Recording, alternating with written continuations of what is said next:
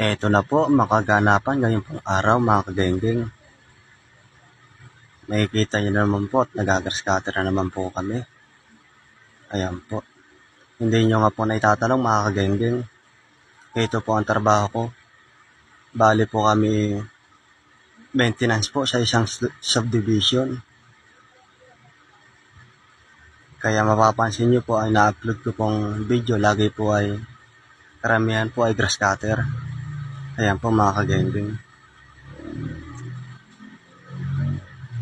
Kaya kahit po mainit ang panahon, tuloy lang po sa pagtabas ng damo mga kagenggeng. Ayan po, makikita nyo po. Ayan na po siya. Malinis na po.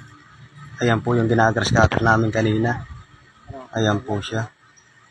Ngayon po ay mapapansin nyo, malinis na po siya mga kagenggeng. Ayan po. Ayan na po mga kagenggeng, malinis na po.